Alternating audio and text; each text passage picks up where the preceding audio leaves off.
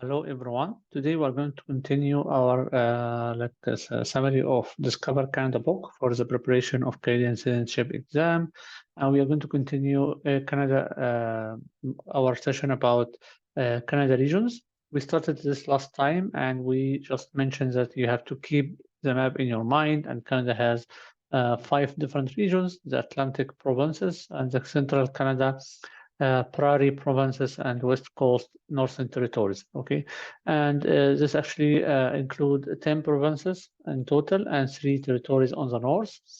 And you should keep actually in your mind the order from east to west and from west to east.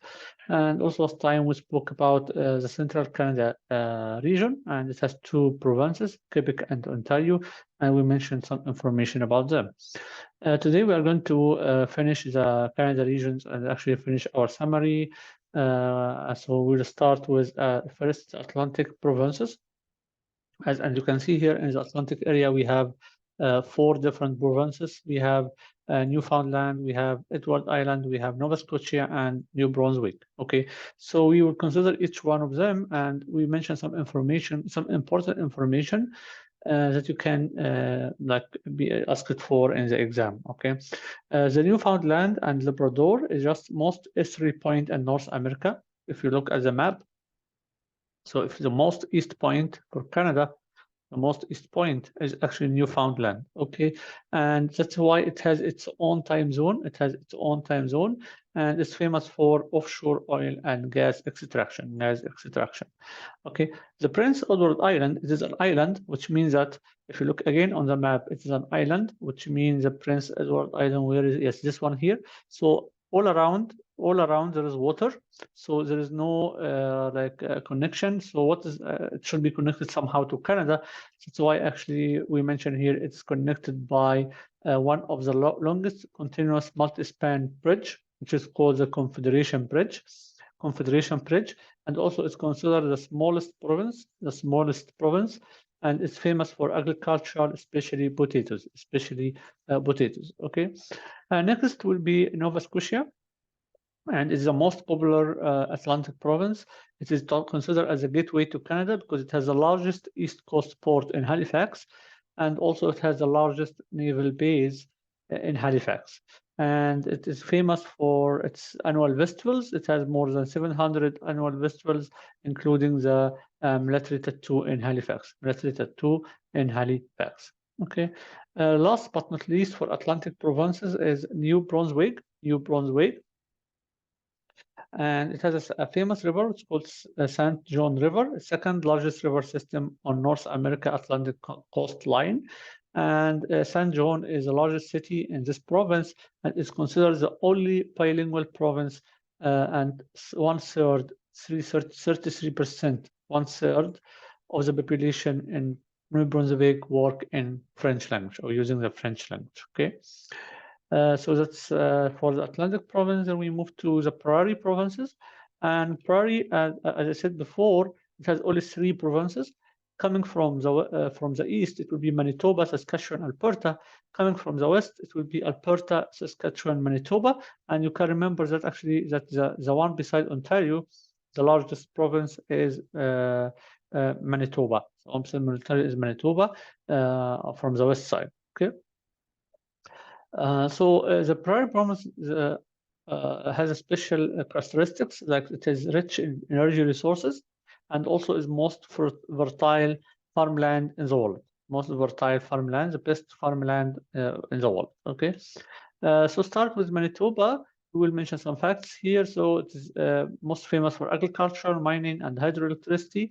Winnipeg is the most popular city. It is actually the capital, is the most popular city with the most famous street intersection in Canada. Is important also that is an important center for Ukrainian. 14% of Ukrainian actually live in Manitoba, and also it's called the province of 100,000 lakes. It has a lot of lakes, and it also includes the largest Aboriginal population. 15% of the Aboriginal people live in Manitoba. Okay. Next, we will go to Saskatchewan, and this is called the breadbasket of the world, or the wheat province. Largest producer of grains and oilseeds. It's also the world's richest deposit of uranium and potash. And Regina is a capital, is home of the training academy of RCMP, which is the Royal Canadian Mounted Police. And Saskatoon is the largest city and is considered as the headquarter of mining. Okay. Last but not least, for Prairie Province will be Alberta Province, and it's most popular. Is the most popular prairie province because of the oil, for sure. It is the largest producer of oil and gas, and famous for also vast cattle ranches that make Canada one of the world's best major beef producer. Okay, so that's all for Prairie Province, and then we move to next. I will first start with the West Coast. The West Coast, which has only one province. If we look back at the map, the West Coast here has only one province, which is British Columbia. So British Columbia is the westernmost province. It is Canada Pacific Gateway from the Pacific Ocean, and the port of Vancouver is the Canada largest and busiest port, and actually on the Pacific Ocean, and also famous for forestry products, the pulp paper products, and mining. And has the most extensive park system. A lot of parks, is more over than 600 parks, and a large population of Asian people, especially Chinese. And Chinese and Punjabi are the most spoken language after English. Okay, if you remember from the history part, the Chinese people actually helped to build the railway between the British Columbia to the Atlantic area, right? And the capital of this province is Victoria, and is the headquarters of the Navy Pacific Fleet, the Navy Pacific Fleet. Okay, then we are going to end our discussion or our summary with the Northern Territory.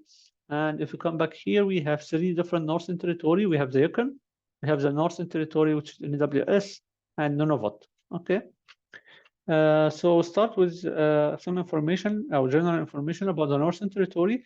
Actually, this part here is considered the 1/3 of the total land mass of Canada. So it's 33% of Canada land mass.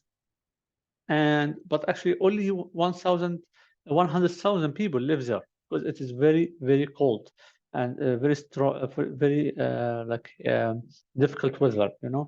So it's called also land of midnight sun because actually daylight can last for 24 hours and you can have 3 months of darkness, 3 months of darkness. And it has special troops from the Canadian forces, which is actually protect this area called Canadian Rangers, because actually they move using snowmobiles because most of the time there is snow in this area and you can use normal cars. So they're using the snowmobile and Canadian Rangers actually is considered as part of the Canadian Forces Reserves. Okay. Okay, now we consider each province. So now we speak about Yukon. So Yukon actually mining is a significant part of the economy for Yukon, and it has like recorded the coldest temperature ever recorded in Canada, which is -63 Celsius. It has a special mountain, Mount Logan is the highest mountain in Canada. Mount Logan is the highest mountain in Canada, named in honor to Sir William Logan, a world famous geologist. Okay. Next, we will continue to the Northwest Territories in WT, and the capital of the Northwest Territories is Yellowknife, and it's called the diamond capital of North America because of for sure the deposit of diamond there. More than half of the population is Aboriginal people. They will be for sure Inuit because actually they live in the Arctic area. And the Mackenzie River is the second longest river system in North America after the Mississippi.